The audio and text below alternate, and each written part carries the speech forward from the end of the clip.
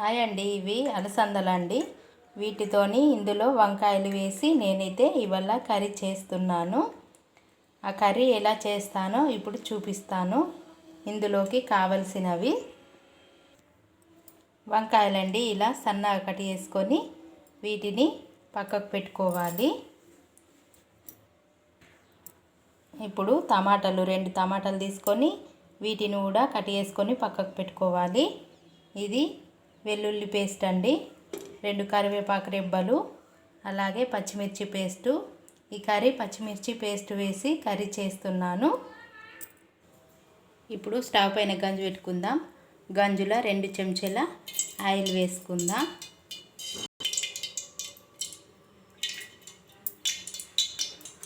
ఆయిల్ని వేడి చేసుకుందాం. వేడైన తర్వాత కొద్దిగా ఆవాలు చిటపటలాడనిద్దాం. ఆవాలు చిటపటలాడినాయి. ఇప్పుడు వెల్లుల్లి వేసుకుందాం. ఇప్పుడు కరివేపాకు వేసుకుందాం. అలాగే టమాటా ముక్కలు కూడా వేసేసుకుందాం. టమాటా ముక్కలు వేసిన తర్వాత ఇప్పుడు పచ్చిమిర్చి పేస్ట్ వేసేసుకుందాం. ఇప్పుడు ఒకసారి కలిపేసుకుందాం.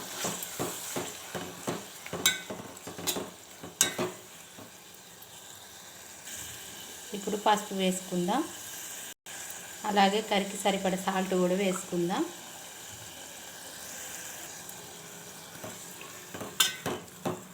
వీటిని కొద్దిగా మగ్గించుకుందాము.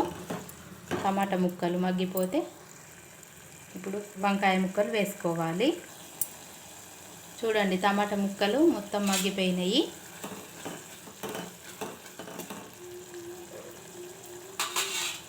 ఇప్పుడు వంకాయ ముక్కల్ని వేసేసుకుందాం.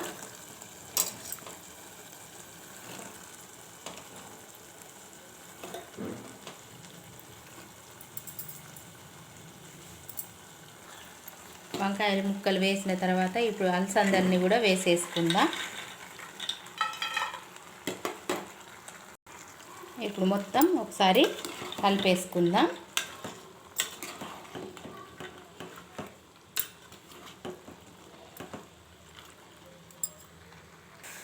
ఇలా మొత్తం ఒకసారి కలిపేసుకొని ఆయిల్లోనే కొద్దిసేపు ఉడకనిద్దాము.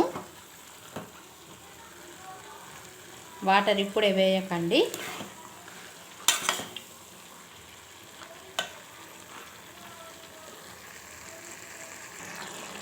ఇలా మొత్తం ఆయిల్లో ఉడకాలండి.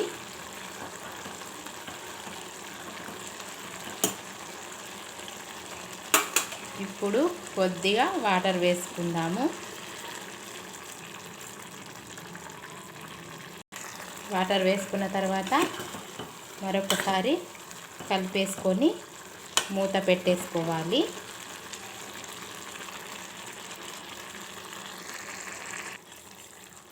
ఇప్పుడు మూత పెట్టుకొని స్టవ్ని సిమ్లో పెట్టుకొని 5 నిమిషాల వరకు ఉడికించుకోవాలి. ఇప్పుడు మూత తీసి ఒకసారి చూద్దామండి. చూడండి, ఆయిల్ పైకి తేలిందండి. మొత్తం ఉడికిపోయింది.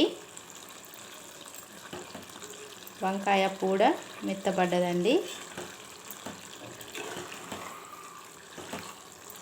ఇలా ఒకసారి మొత్తం కలిపేసుకుంటే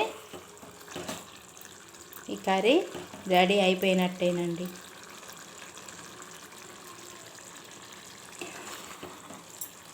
ఒకసారి మీకు కూడా నచ్చితే ఇలా అలసందలు వంకాయ కర్రీ పచ్చిమిర్చి వేసుకొని చేసుకోండి.